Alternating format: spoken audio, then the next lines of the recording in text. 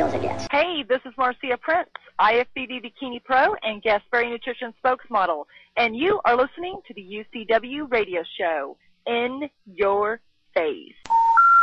The number you have reached, 911, has been changed to a non-published number. You're listening to UCW Radio. In your face. Give it to me, baby.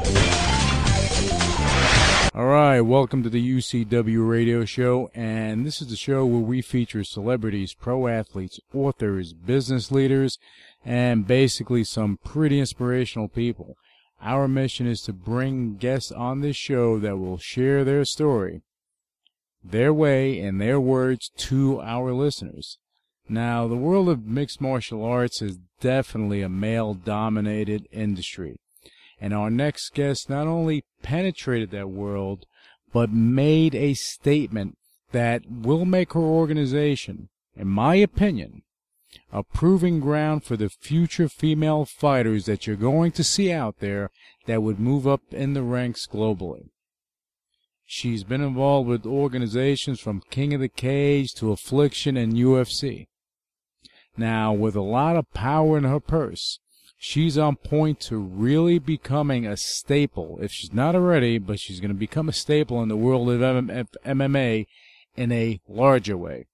Not only as an individual, but also her company.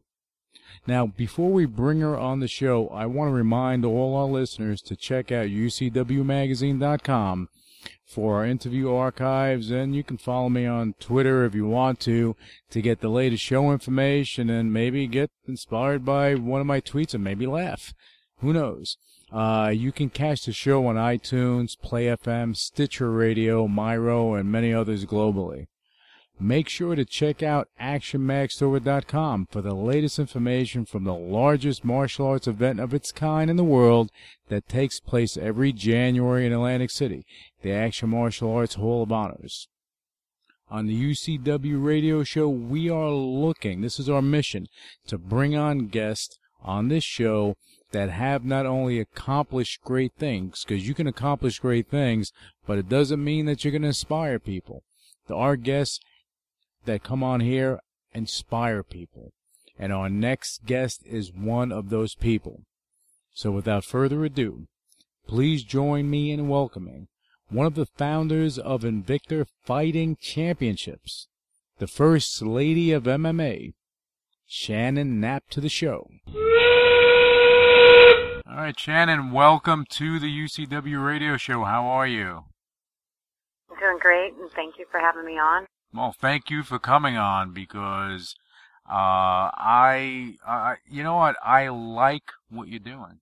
I actually like what you're doing. I like what you've done, and I think that our listeners are going to love your story. I think they're going to embrace you. I think they'll give you a cyber hug. Oh, okay. Okay. It's always nice to have a cyber hug. Yeah, it feels make you feel nice, warm, and fuzzy inside. Well, you know, you've been involved in the world of MMA for a little bit, so I think I want to start at the beginning. And how did you get involved in mixed martial arts in the first place? Well, it's been a long time. You know, I always was a big fan of combat sports. I've always had a huge interest in it. You know, even as a little girl, you know, I aspired to grow up to be a ninja. You know, I can remember, you know, little kids when you're laying in your bed trying to go to sleep. I can remember thinking to myself, well, if I hit them like this, they're going to do that. Then I'm going to do this, and then that. You know, I was always intrigued by that stuff. You know, growing up, my favorite show was The Equalizer. You know, I aspired to be the Equalizer when I grew up, too. You probably remember that show, Yeah, right? I remember that show, yeah.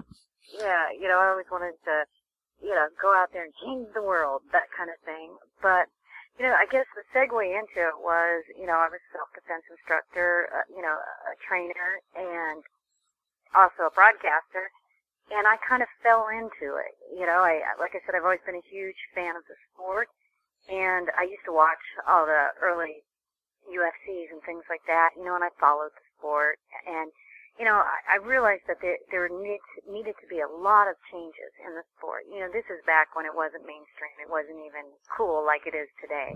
This is back. This is back when it was probably. Actually, I know it was called No Holes Barred. That's how far back you're going. Of course, and people refer to it as human cockfighting and all kinds of. There was always labels put on it that really didn't support the sport and really didn't look at it like a sport. So, I thought to myself, what? You can sit on the couch, you can complain and dream of making a difference, or you can get up and you can do something about it. You can get up and try to make the changes. You may be only one person at that point in time, but it only takes one. So that's kind of how I dove in head first and, started my career in the sport. Well, I worked with the men for years, probably 13. Can I ask you a question? Because I'm going to periodically just jump in because I want to kind of get the background story. Now, you being a woman back then, forget about now, back then in mixed martial arts, I mean, how, if you can, paint a picture for us how that was. It was tough. But, I'm not going to sit here and give some sob story about it being so incredibly tough that, it was tough. Like I said, a lot of times I would do the work, but the men would get the credit, that kind of thing. But I also have to say that, I was very well protected in the sport. So probably some of the hard knocks that other, people would have taken, I didn't take those. Just for the fact that, I had Boss Rutan. It was like a brother to me. Everybody actually thought we were brother and sister. Early on in my career, because when I first got in, I had to work about 5 jobs, just to make a semi-living, because certainly, you were always still never quite there. But I was Randy Couture's assistant too, and so I was pretty well protected. But then, I reflect back and I never had those problems like, and I worked with the big boys, all the male athletes, and, I never had any issues. My only issues really where I took the hard knocks coming up through the ranks was I would be the one that carried the load or, did all the work, but the men got the credit.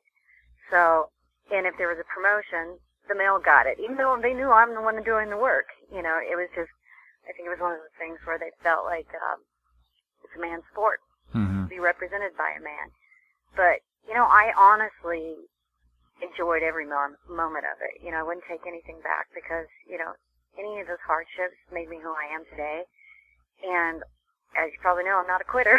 So that's the more, I get pushed back, the more I push forward, But, it's been a good, I've had a great career. I've had an amazing career, to be honest with you. And it could have been a lot tougher, but, I always look back and I think, too, it's the way I carried myself. I didn't sleep around. I didn't sleep with athletes. I didn't sleep with management. I was always professional and very, respectful. And in return, I was very respected.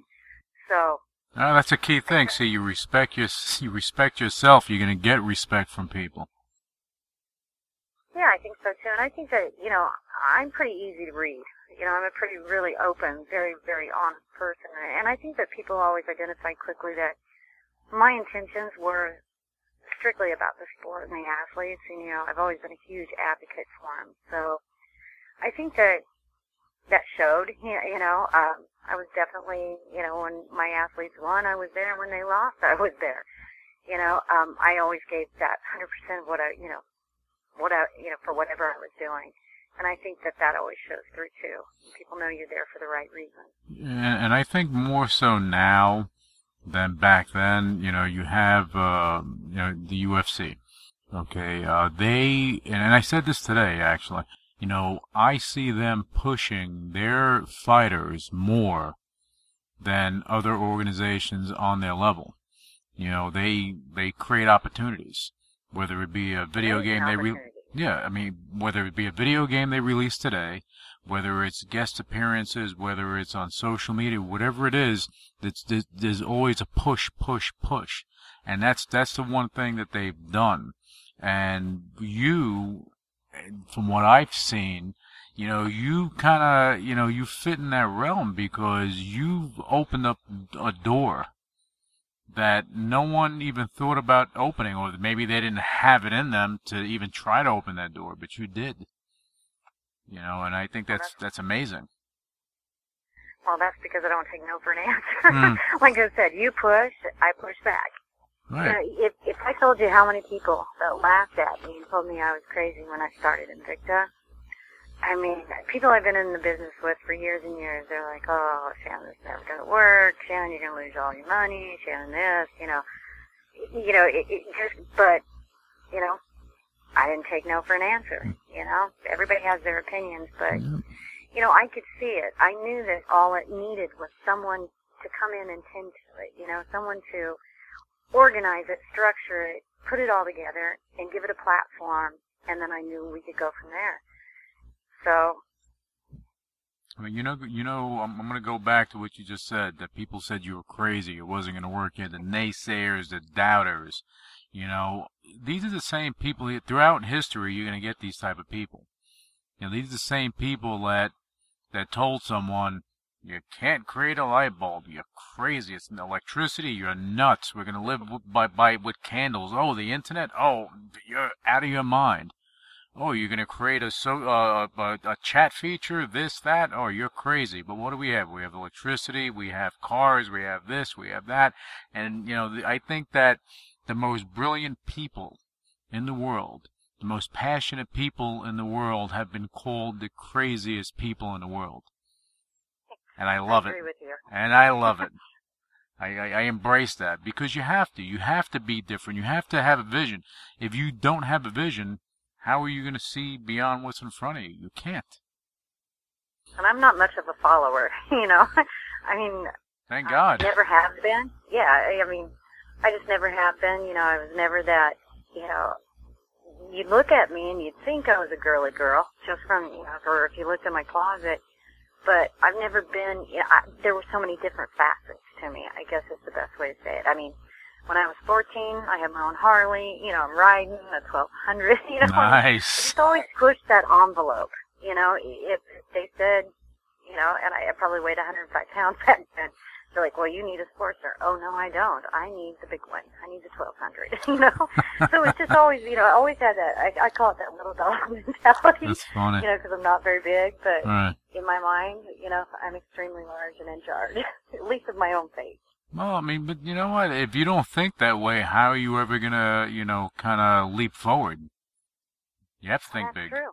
You have to think big, because if you don't think highly of yourself or that you can do a certain thing, I can see you going into the motorcycle dealership, the Harley dealership, and saying, yeah, I want that one. The guy's looking at you like, yeah, I think you want the pink one with the little pink helmet. No, I want that one. Oh no, yeah, trust me. And I'm gonna lower that swing arm. I'm gonna put fat ball tanks on that. And I'm gonna do this. Yeah. I mean, there was one time I aspired to be a Harley mechanic, but my mom looked at me and she's like, "Now, Shannon, you'll have dirty fingernails, right?" We're talking years and years back. Right. 47. So I kind of changed my mind about that, but yeah, I just always was like that. If it was expected, and it fit in some kind of a box or a mold, I didn't want any part of it. I always wanted to be my own person. And I think maybe some of it is, I like facing the fear. I don't like fear. Fear is healthy, don't get me wrong. Mm-hmm. I respect fear when it's that type of fear, but when it's just fear to leap out there and take a chance or to challenge yourself, that's the kind of fear I don't like, and that's the kind that I will push myself through, to get to that next level. And that, for me, that level is conquering that fear. So. And look at you now. Fear, fear, adversity, all that. People are afraid of success. And, it amazes me because you'll have certain people that'll embrace mediocrity because it's easy. It's easy to not want to succeed. It's easy to not want to achieve. It's easy to live a 9-to-5 life, and that's your life when we're not meant to be that way. No, it's so true. I mean, trust me, I was married for 12 years. I walked out of the marriage with $100 in my pocket and was ready to conquer this sport. Look at you, $90 more than me. Yeah, well, yeah. I left everything except for my daughter. She was one thing that I wasn't leaving without. But the rest, and, the fear of, but when you've been married that long, it's just with anything, a job, whatever, when you've been, in a safe environment for a really long time, that fear to step forward and step outside of that comfort, that's a huge feat to get over that fear. I can remember, as I was divorcing, my ex-husband's attorney was saying, oh, she'll be married in a year. I never forgot that, and it just, and I think that's probably some of the things that really pushed me forward was I didn't like feeling that comfortable, that I was scared or I feared to take that next step to see what was out there, and I just bulldozed through it. Of all the careers I could have picked or all the things I could have got involved with education, that I have behind me, I chose this sport. And trust me, back then, it wasn't a winning proposition to be in this sport. But it was something different, and I love this sport. I'm a fight junkie. If fights are on, I'm watching. I just, I can't help it. I'm a huge advocate for the sport and the athletes, and we've come a long way since back then, and I'm quite happy and proud to have been part of that. Yeah, the sport has come a long way. I remember when, I've sat down with guys like Randy Couture and whatnot. I remember, Mark Coleman, back when he used to fight, and Tank Abbott, when these guys got in there, the rules were different. Teeth were flying, things were happening, and it was, I remember, teeth flying into the first row was bad. Oh, yeah. Yeah. Yeah, back then it was, a whole different ball game. I remember the first time watching Hoist Gracie fight, one of the very first UFC, and I'm like, what is he doing? Because I had no clue, at that point in time. It was just like, it was so perplexing, just holding him. What is he doing? You're trying to figure out what he's doing. Of course, it all makes sense, as you become more familiar with the sport and educated. But, yeah, one of my first memories of Hoist Gracie was, what the heck is that guy doing? Why didn't he do something? And the thing is that, back then, people looked at the sport as barbaric. They looked at it as, kind of like, the underground, Jean-Claude Van Damme type of movie situations, and that's the way they looked at it. But, back then, I don't even think there were no gloves back then, right? Yeah, to be fair, it was like that back then. Today it's a whole different ball game, it's definitely a sport. But yeah, back then it was, completely different than what it is today. Well, we've come a long way in a lot of levels. Yeah, and a lot, and there's still a lot more to be done. The one thing, and I don't mean to harp on this during the show with you on here, but the one thing that I'll say, and people could, bash him, say whatever they want, Dana White changed this business. Him and his partners. He's got jobs and something to talk about. He created a multi-billion-dollar industry that was, at the time that he stepped in, was going out of business. It was going out of business. You had Semaphore Entertainment. They were in bankruptcy. Yeah. Okay, and I remember that. And then they came, he came in with his group and rolled the dice, and what they say about him, I remember. They said, oh, you're crazy. You're not going to make this work. You're going to lose your money. Oh, you suck. This is what I remember. And really, look at him now. No, it's amazing to sit back and watch, what they've accomplished. And they paid for it. There were times that they were really heavily in debt, and they kept going and they believed in it. And, they really are responsible 100% for where the sport is today. I can tell you this, and I used to work for the UFC in the early days, and then I moved on, and I'm probably one of the very few people that have worked with as many promotions as I have. So whether I was working for the UFC or against the UFC, you know, I always learned from them, and I always respected the fact that they didn't give up. And it would have been easy to give up. You know, there were times when they were millions and millions down, and, you know, the Ultimate Fighter changed everything for them, really turned everything around. But, you know, they had to have that, you know, be those innovators to get in there and see that opportunity and know that, you know, it was going to be life-changing for the sport. Yeah. And so I give Dana huge respect, as well as the Fertittas, because, you know, it was their money, but Dana's the one that steered the ship, and, you know, without him, you know, I wouldn't have got where I was at today. You know, him giving me that job, my very first job, made all the difference in the world in my future. And I'll tell you this much, Shannon, because we're going to go to a break in a second, but I do want to say this. As much as I've heard and I've seen a lot of fighters, you know, they go and they'll lash out at him because they didn't get their way, or they lash out because the fighters are not getting XYZ. Honestly, if you're a fighter in the UFC, if you're a fighter anywhere and you're getting paid, that's because of what he did. So you should be fortunate. You should actually thank the man that, hey, thank you, because I have a job. Because other than that, I was shoveling, you know, whatever I was shoveling. You know, you have an opportunity. You know. So on that note, we're going to take a quick break, and we're going to be right back with Shannon Knapp, and just stick with us.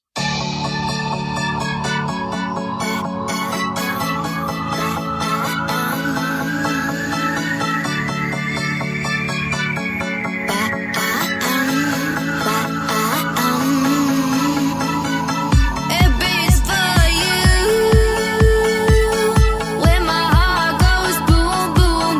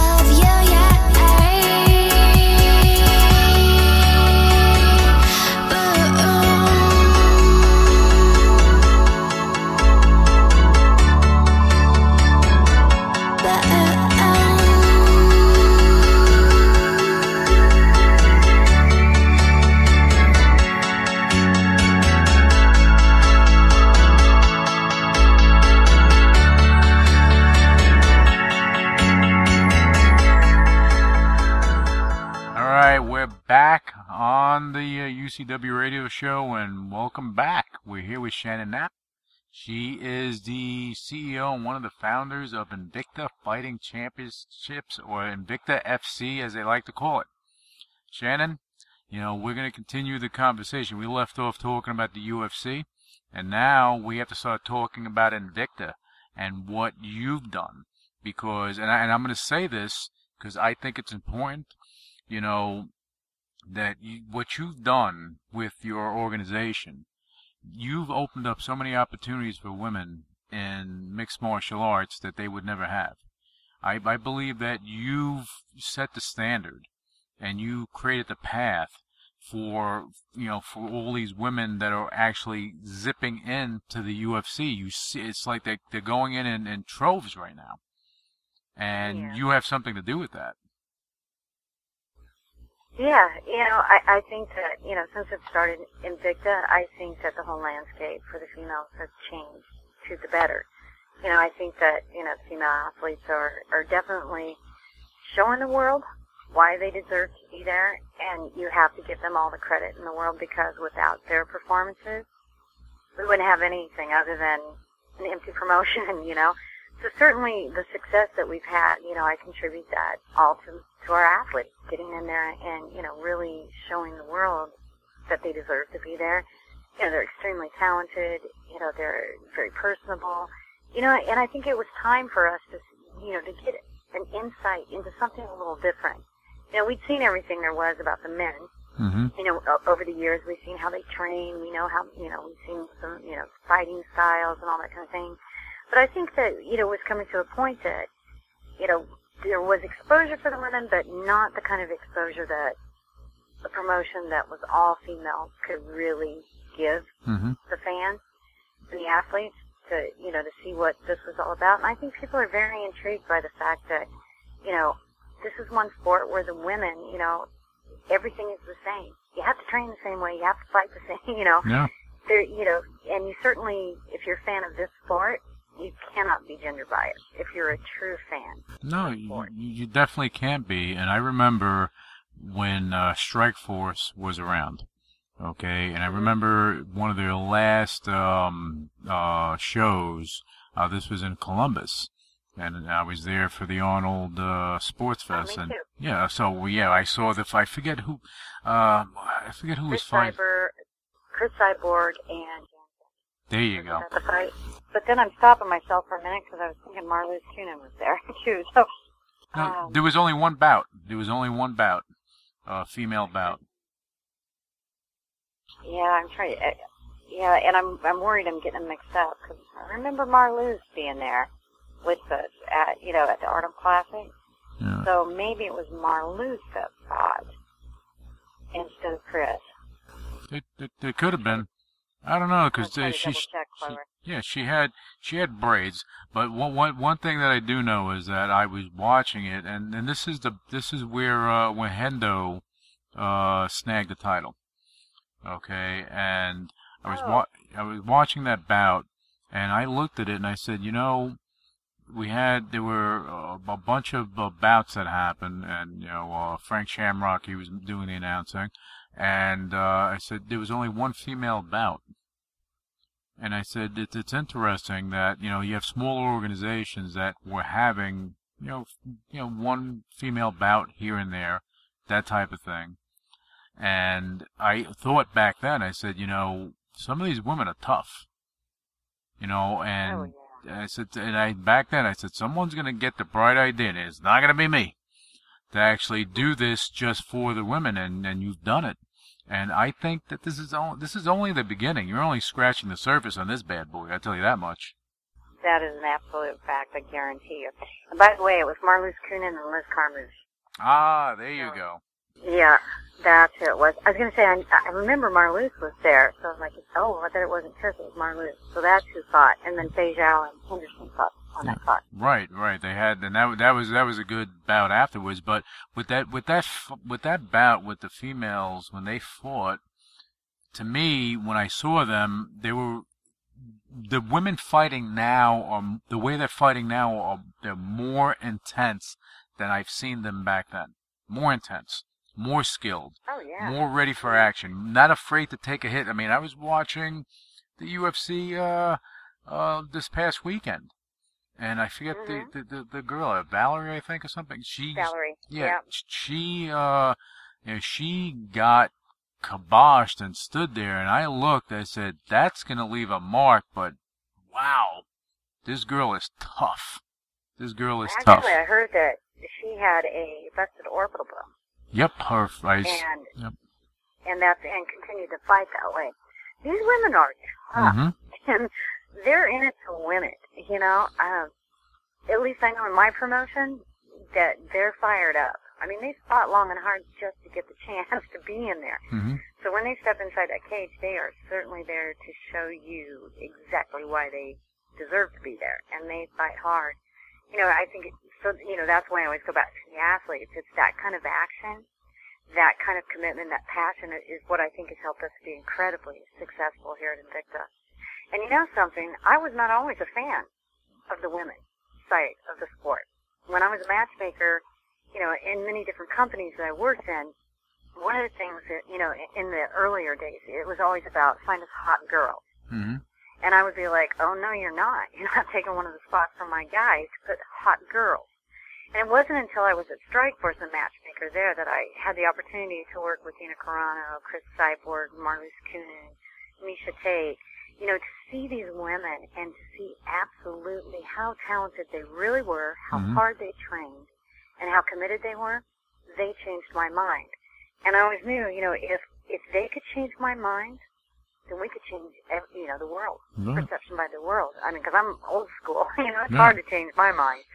So, yeah, but that's probably the first time that I really started to warm up to the idea, is when I had the opportunity to see those women compete and you know, see how they train. Yeah, but, you know, you look at Gina, you know, she is tough as they come, and I think she was a little bit ahead of her time. You know, yeah, I'd agree with that. Yeah, she kind of, you know, missed all the glory that's happening right now, you know, but still, you know, she was, you know, I mean, for her coming into the sport when she did, you know, people again looked at her and said, "You're crazy." Yeah, well, and she's absolutely a beautiful girl. Yeah. She's not only beautiful, but inside and out. You know, she's one of the sweetest, kindest, you know, polite women that I've ever met. And yet, she's tougher than some of the guys. Yep. You know, so, yeah, she kind of broke the mold, you know, and kind of, you know, changed the game for everybody. I think that's, you know, kind of where it started. You know, we all saw Gina Carano and we're like, wow, you can not only be beautiful, but you can be incredibly talented and incredibly tough. Yeah. And I think that was an interesting combination. You know, well, very marketable combination. That's the whole thing, being marketable, and that was going to be my next segue. You know, because today she would be a super duper star. You know, but she is who she is. You know, the one thing that I have to say with any male or female in mixed martial arts, this is like a thing with me, that people think that they can train for a couple of months and get in the cage or get in the ring and they're going to be a big star. I mean, this has been the mentality. This has been the mentality for a lot of years. Okay, and now I guess people are starting to open their eyes and say, wait a second, I have to actually really learn martial arts in some way, as opposed to me learning just how to swing. Discipline. Yeah, I mean. Yeah, you have to know it all. I call them the hybrids these days. Yeah, you have to train on. This is a tough sport. It's a tough lifestyle. You know, it's certainly not for the weak at heart, and it's certainly not for those that aren't committed to it. Right. You know, and so yeah, I mean, I always have it's usually males, young males that say to me, well, you know, I'm thinking about fighting. And I'm like, well, you know, that's great, but continue doing everything else too, with your education, you know, make it a hobby, you know, and go ahead and kind of complete your life and aspects of what your future could be if you weren't fighting, because it's tough. Yeah. It's tough to make a living in this sport, you know, and really to get to the top. And that's the thing. Somebody's always waiting to take you out. Easily. Off the path. Easily. Yeah. You know what and I'm going to make this reference because it's an interesting reference. I'll take the WWE and what they do for their talent. And I'll take, Invicta or UFC and what you guys are doing for your talent. It's conditioning, okay? Because it's a tough road any which way you go. But, and I was going to say this before, when people think that they just, I'm going to go train for 3 months, get in the cage, I'm going to be a star. No, it doesn't happen. You have to put more into it than that. You have to, make your bones and go up in the ranks. But it's more than that. You have to be a personality. You have to know how to do an interview. You have to know how to deal with people. Sign autographs, things of that nature, and market yourself, because if you're not marketable, you're never going to make a dime. Unless you're just really, really good. I mean, as long as, you stand a chance, but, that's a tough road to go, too, Yeah. Like I said, because somebody's always, the minute you drop the ball, you let your guard down. You don't train as hard for that fight that's coming up, or you don't put everything into it. That guy that's coming up, or girl that's coming up against you, they for sure have, because they want your spot. Of course. So somebody's always chasing you to get what you got, and, you have to stay on top of your game. Yeah, well, so it's a lot of commitment. It's an incredible, and, and think about if you do, just like what you were talking about with wrestling, years and years of this, your body takes a lot of abuse. You have to know how to take care of your body. You have to know, there's more to it than, like you're going to just jump in there and fight and, you're going to win and life is grand. That's not quite what it's all about. No, to go there and have a victory, all right, whoop-de-doo. I've seen guys, some of the old school guys, right now, you're kind of beat up. You're hurt. Your body is, is feeling the effects today of what you did before. And yeah, no, I see that too. And I mean, I've seen it with mixed martial arts. I've seen it in wrestling. You see, because you abused, because you have to abuse your body because you're putting it through a lot of torment. When you're fighting. Boxers too, same thing. Yeah, and if you don't take care of your body, you pay the price somewhere. Yeah. Somewhere down the line, you pay the price. And, so there's a lot of discipline that goes with it as well. Yeah. Well, without good leaders, without a good captain at the helm of the ship, a lot of these fighters will get lost. And that's why I'll look at it, Dana White. I'll look at you. You're a good captain. You're at the helm of Invicta. So that means all these women that are coming up, there's no pass. You have to earn your right moving up, because at the end of the day, what's happening as these women, they get more mature within the cage, and their skill set actually increases. Then you have UFC that's ready to pick them off, and that's the goal for them until Invicta, hopefully, gets up to that level too, and then it becomes real fun.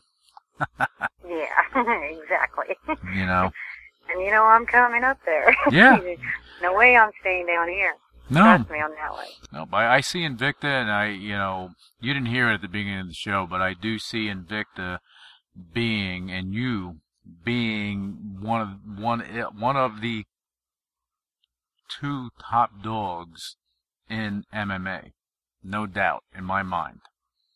And the reason, thank you, because it's not going to be for lack of trying. I'll tell you that. No, we're all committed. But it's going to happen, because it's not just about your passion and what you're doing. You have a good set of people behind you, and you develop an organization where you're giving an opportunity to these women. Okay, and of course that no one's making a gazillion dollars, but what you're doing, you created the foundation. Okay, and you've given them the platform to come in and say, you want to fight, this is what you want to do, and this is what you want to do for a living. You come on in, and you give them the opportunity. Then from there, it's up to them where they're going to go, but you're creating the whole situation where I know it's going to come. You're doing with the marketing and everything else, that this is just going to snowball, and I know it already. merchandising, Well, things of thank that you for that. nature. Yeah, it's gonna happen because there's nothing like what you're doing out there. Nothing like what you're doing. Yeah, no, I mean, I agree with you. I think that, we definitely have a tremendous opportunity to really, blow this up, make it big, and make sure that each and every one of these athletes are incredibly successful. So that's our goal over here is, to continue to break down those barriers and, push it forward. And there's a lot of us push it.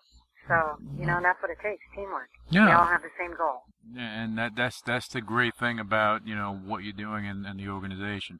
Now, talking about the organization and talking about some of your fighters, you have some, I'm gonna say, some female stars in your organization that are really gonna be big in MMA. I see it already. Do you want to talk about a couple of them so that the listeners, if they don't know, I don't know why they wouldn't know, but if they don't know, they're gonna know now. Well, one thing I always try to avoid is, just saying a couple names because of my position. I think that sometimes that affects athletes, that they think, well, maybe I don't have that confidence in them. And I certainly never want to make anyone feel like that. But then let me correct myself.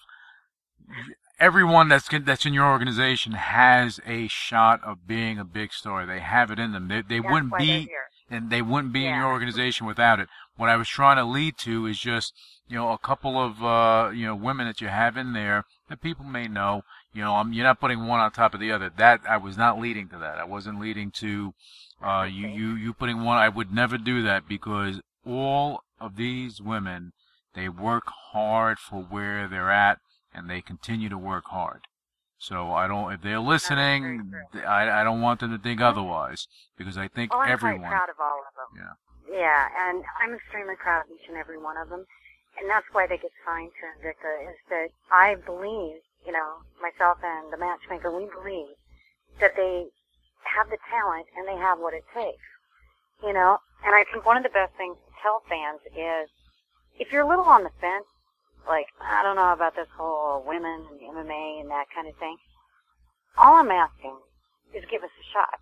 Tune in, and I promise you, you will walk away mind blown, being like, wow, I can't believe I never gave this an opportunity or a chance before. That's the thing with, each and every one of them are extremely talented, but on fight night, when you watch these women compete under the Invicta banner, you'll walk away with, wow, those are some of the best fights I've seen all year. I mean, that's how competitive, that's how well they're matched, that's, the passion that they go in there and they fight with.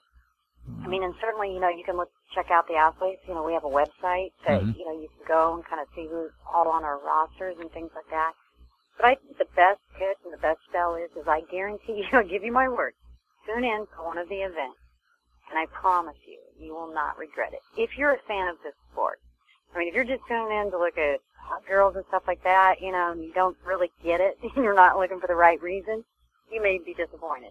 But if you tune in to see extremely talented women in a sport that you love, I guarantee you will not be disappointed. And just to like tag on to that, now you do have great looking women in your organization, but but this is not little prissy little girls and go and shaking your butt and this is who you're looking at. These are tough women that train hard and they earned where they're at. Okay, and and that's the big thing that I see.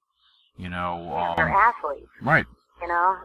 They're not your cookie cutters. They're athletes, and like I said, they have that heart to go in there, and they're there to put on a good show, and and that passion. I mean, they fight differently. Like I said, I've been in the sport for years. And there's just something different. And, I tried to describe it on many occasions. And the one thing is that I feel that they're just way more connected. They're more passionate. They're more, they come to fight. And they're going to win. They come to win, And they certainly give it all while they're, where they're engaged. That's for sure. Well, and I think that a lot of these women, if not all these women, they feel like they have to do that much more. You know, I've seen some of these Exactly. women fight and go toe-to-toe with each other.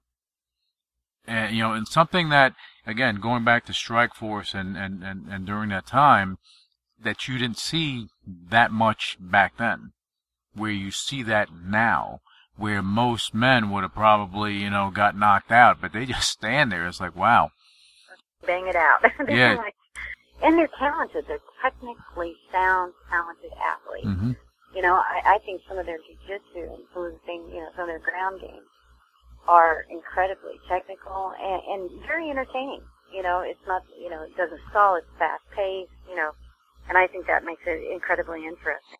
No, well, and look, and just going back in time when women walked into the arena and they were going to fight, I guarantee you that the guys probably looked like, okay, you know, girls fight, girl fight, girl fight. You know, but meanwhile, some of these women would beat the crap out of a guy, and even if he's an MMA fighter, you know, I mean, go ahead. And I've had that stuff happen to me before. Like when I was a self-defense instructor and with the police officers would come in and stuff, I'd walk out, and I'm about 5'2.5", and I would see all of their eyes roll, like, what's she going to teach us? You know, that kind of thing. But before it was over, you know, there was big respect. You know, they gave me a lot of respect. Or, you know, I've showed up to, you know, the arena, and, you know, of course, there's a tool for that now, but when I was younger, they're like, oh, are you a ring girl? No, I'm not a ring girl. You know, I'm the matchmaker, I'm this or that, you know, whatever position I held at that time. But yeah, I mean, so they always stereotype us a little bit, but it's all right.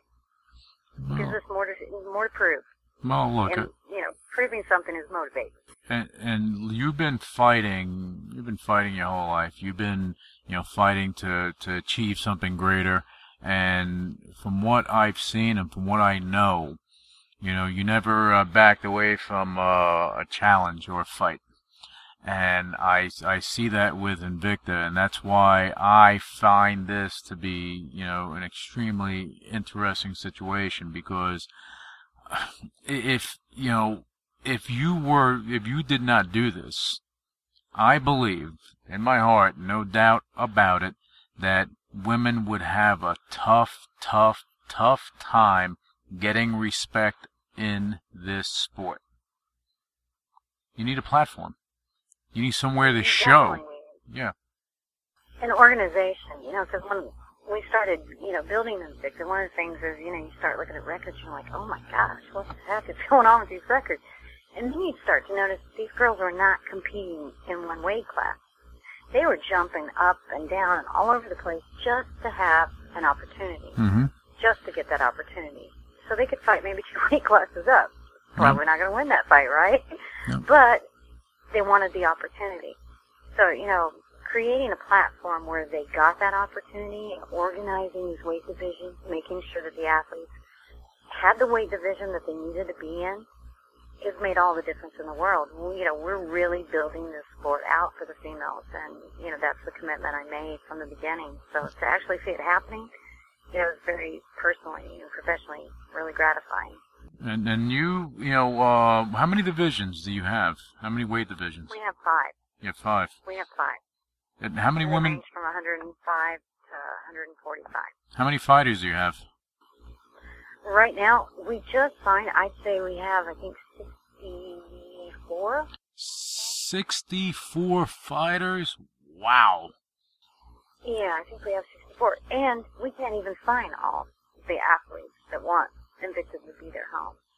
You know, we're pretty blessed to, you know, have that, you know, a lot of, you know, the athletes, they want to compete here. And, you know, that means we're doing something right, you know. We're doing something right, and we're, you know, that's what we always wanted, is to create a home where, given the choice, that an athlete would aspire to be here at Invicta. So that's one of the things I'm proud of, is that, you know, we've been able to build it to that level where, you know, most female athletes aspire to fight here in Invicta. They may still aspire to go to the UFC too, but, you know, they set their target for Invicta.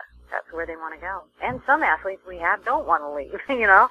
They want to stay here. So you can't beat that, right? No, you can't beat that. When you have a fighter that finds a home, and they can be, you know, with that organization as it's growing, there's nothing better than that. And this is why I kind of make a reference to the WWE and stuff like that, because as far as organizations go, just the way how things build up, when something, starts building up and you're there in 10 years when it's blown out of proportion, you were there for that journey.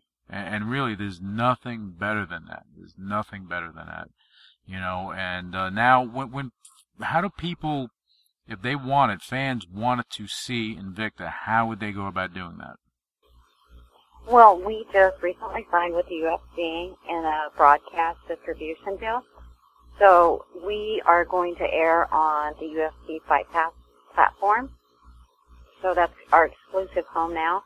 So to be able to watch it, you have to, you'll subscribe to the UFC Fight Pass, and you'll be able to see all of our content from previous events, plus future live events. Oh, nice. So that it makes it easier for them, because if they have the Fight Pass, which a lot of people do, they can just tune in to Invicta and let the party start there. Yep. And for our fans, they get double bang for the buck. They not only get our content, but they have access to the UFC content as well. Yeah, well, I mean, it's a smart move for the UFC to want to do something like that with your organization, because I'm telling you that the UFC, what they've done for the men in MMA is what you're doing for the women. And even though they have, they have a great fighter over there, there's no doubt about it, you have great fighters that are coming up and are being conditioned, and they're putting on not only good bouts for themselves, but they're giving fans a treat, a real treat. There's nothing better than seeing a fight that goes a distance. Nothing better than that. Yeah, especially if it's a good fight going the distance. Yeah. I've seen some that went the distance that you're like, oh my God, could it fall? But, yeah. And they're putting on that type of, definitely putting on that type of event. When the women step in, they are bringing it. No, I love it. Very exciting. I mean, I love it, and I love what you've done, Shannon. And I think, you've only, and Invicta, your first bout, the first event that you had, what was it, about 2 years ago? Yeah, I believe it was April 28, 2012. Okay, 2 years ago. 2 years ago of having faith. And actually, it took faith even before then, because I'm assuming it probably took you a good 6-8 months to even try to put everything together. I'd say 6. Yeah. I mean, that's more of a safer, it really wasn't as hard as what people think. I mean... Not hard for you. For them, it would be hard. Well, maybe, but, certainly the talent was there. It just, it needed someone to come in and really tend to it. I used to, there were a lot of promotions that would do, a female fight here or there. Mm-hmm. And I give them mad respect for that, because anything helps. But I always kind of call them like the weekend gardeners. Nope. They'd kind of tend to it every so often. But what this needed was someone really to come in here and roll up their sleeves and get in there and make this grow. Well, and there was need, and I saw it, and here we are today. And here you are, because look, those bouts, those female bouts, they call that the popcorn, match. That's where people got up, go to the bathroom, get their snacks and stuff like that. Right now, that's not happening. That's not happening. No, it's not. At least not on our watch over here. It's not happening. No. Well, I mean, people seem to love it, and I understand why they do, because, like I said, they come in there to get the job done. And when you have, any match that you make come with great on paper. But if two people don't show up to fight or to compete at that level, then it's not a good match. No. But I can guarantee you, ours always show up. Both are ready to go. And when you have two athletes in that mindset and with that kind of focus, it's going to be a good fight. Yeah, well, look, on a lower level, you have fighters that back out all the time. But when you're on the big stage, because I'm going to say Invicta is the big stage. When you're on the big stage and you have to go there and perform because you're looking to make a career, you mess up there, oof. You drop the ball there. I mean, it's really where are you going to go? Yeah, and you know, you have to think about it too. That the athletes that are representing the sport right now, they carry a lot of weight on their backs because they're really pioneering the way for the future, the athletes of the future. So, you know, and I think they take that very seriously as well. They should. They should, because they are paving the way for what's going to happen next. And the same way that, you know, UFC has done that, you're doing that. Because you have to set the standard. And these fighters have to set the standard. And that's what's going to trickle down, because when somebody goes to fight in Invicta and they want to be a part of it, they're going to understand that this is what I need to do in order to be on top of the mountain here. Because, you know, and you have to, because you have to show respect in, you know, for the sport, for yourself, and for your fellow fighters. And that's something that has grown more and more in MMA, and I appreciate that when a fighter respects another fighter, not, you know, yelling and screaming, rah, rah, rah, I beat you, this. No, when you have that mutual respect and you're two warriors, male or female, you get in the cage and you do your thing. At the end of the day, you have to respect them because it's showing the respect that you have for yourself and for the sport. That's true. You know, that's just like when, you know, I hear some people say, oh, you guys are fighting for equality. I'm like, what are you talking about? Equality? Equality. In my mind, we are equal. Yeah. We're just fighting to make a difference. Yeah, that's it. We're just fighting to change the game. There's nothing about equality, because in my mind, we're equal. Yeah. That, you know, it's about fighting to make change, you know, and make a difference, and, you know, move it forward. Yeah, I think people have the wrong conception if they're thinking that, because, you know, basically it's not even equality. There's an opening for something that nobody's tending house to, and you stepped right in. Bravo to you. Yeah. Oh, well, thank you. Thank you. I don't know if that makes me smart or what, but it makes you very smart. Well, it makes you very smart in my eyes, because you rolled the dice, jumped in there when nobody else was thinking about it. Nobody was thinking about it. I can tell you this. Right before I launched I'll tell you one on Dana. So right before, it's probably a few days before I made the announcement, you know, about Invicta and the show. I mean, we came out hard and strong. You know, we just didn't say, hey, we're Invicta and we're New Fight Promotion. You know, we're going to do a show sometime. And we came out with, hey, we're a new company, we're Invicta, this is our next show date, and here's a 14 bouts on the next card. So when I called Dana to tell him what I was going to do, you know, and just let him know, you know, hey, this is what's happening. I'm going to make this announcement. I'm going to go forward. You know, one of the things, and it's a compliment, you know, so hopefully nobody takes this wrong, but he's like, I love it, Shannon. You got big balls. I just love it. So he was always very supportive of me from the beginning, even though he probably looked over and was like, yeah, he's going to do this. You know, but he never said that. He just, I love it. You know, you know, from him, that's a very big compliment. I mean, I can see him doing that. And the reason I can see him doing that, because you sit where he sat. So he knows. Oh, yeah. And actually, it's even a harder seat because of, you know, it's new. Harder. Yeah, it's a new situation.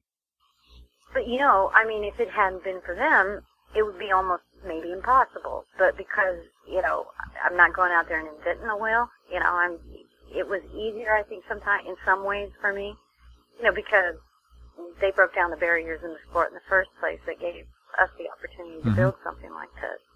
You know, I think he had a harder time coming up from, you know, getting out from underneath of all the, you know, labels that it was, you know, put on it in the early days and things like that.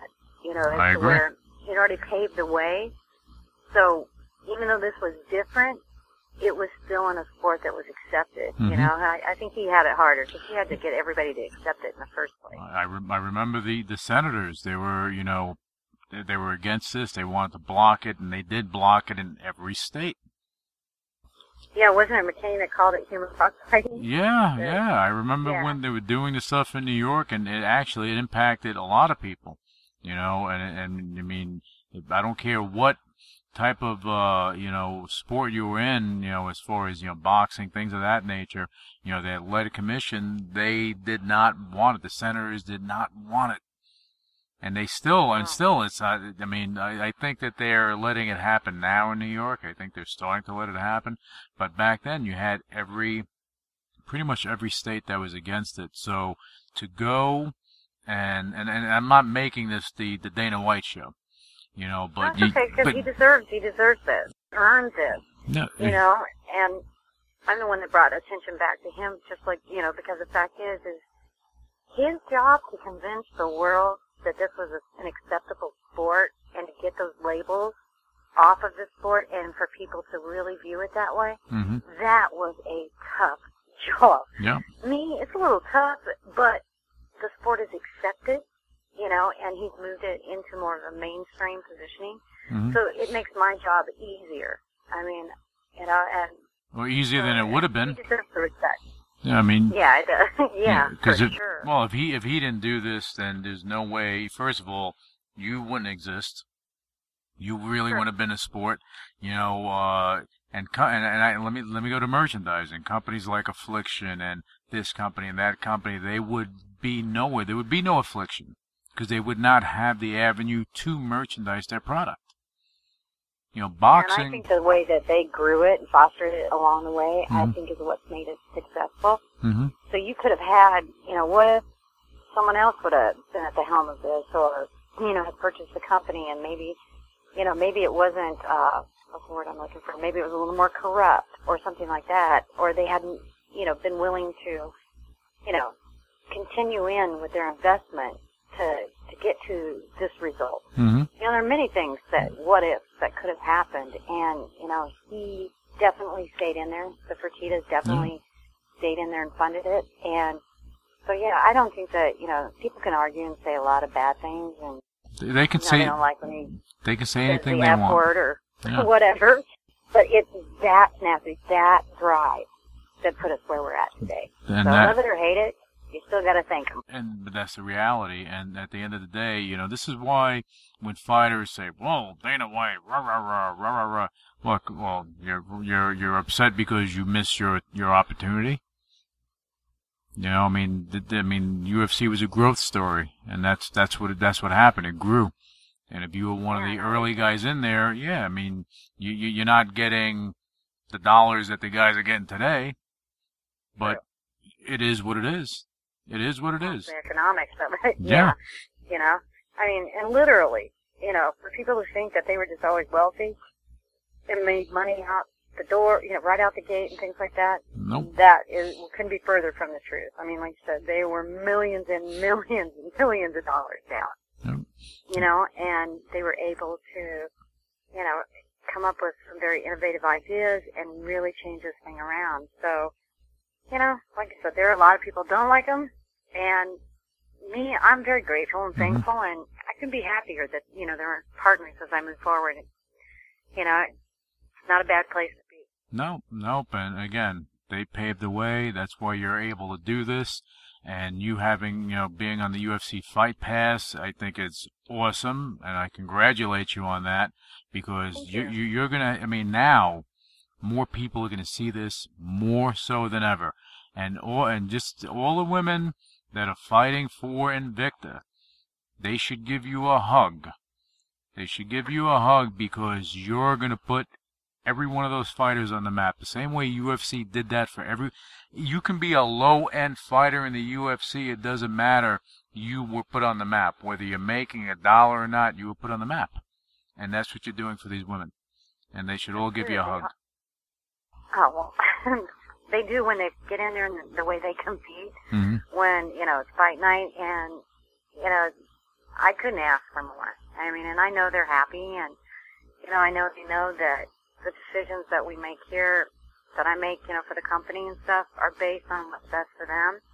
Not me personally, because, it has nothing to do with me personally. It has everything to do with continuing to grow this so that future fighters have a home and continuing to get them the exposure that they deserve. And as I said, you're doing a great job because you're a captain. This is your ship. It's not about you. And I don't think anyone would even say it's about you because you kind of step back and you push people forward. You're kind of like in the shadows, like the ninja. That's you. Oh, there you go. I knew I'd be a ninja someday. There you go. You got it. You got it. All right.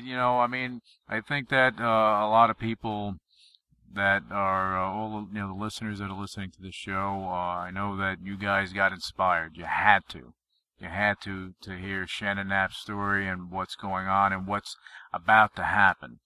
Because, this interview right now, Shannon, we're going to look at this interview in a couple of years, and I'm going to say, yeah, see, I called it, and there's proof. There you go. And I'll give you that, and I'll continue to work hard to make sure that happens. Well, you're going to make it happen. All right, now, if you would be so kind as to let our listeners know how to find out more about Invicta, website, social media, and things of that nature. Well, you certainly can check out our website. It's at invictafc.com. I said at. I didn't mean that. No. It's invictafc.com. And then on Twitter, we're at Invicta Fights. And, certainly check out Fight Pass. All I ever ask is before you make an opinion, give us a shot. And in order to give us a shot, you got to check out the UFC Fight Pass, and you'll have access to the Invicta events plus the UFC events. So it's really a good deal. Okay, well, I'm gonna say this, Shannon. Thank you for coming on the show. This has been an eye opener, and I do appreciate your time. And for our listeners out there, make sure you get your UFC pass. Make sure you check out Invicta because trust me, if you haven't tasted it, you're going to want to taste it, and you're going to love it, and you're going to come back for more seconds and thirds and fourths and fifths, because this right here is going to be the next big thing in MMA. It's there already. And if you love UFC, you're going to love Invicta. So make sure you get your UFC Fight Pass and check out Invicta Fighting Championships because it's worth it. And thank you. Initiating shutdown sequence. You're listening to UCW Radio in your face. What is your major malfunction? So let it be written. So let it be done. Ladies and gentlemen, my mother thanks you, my father thanks you, my sister thanks you, and I thank you.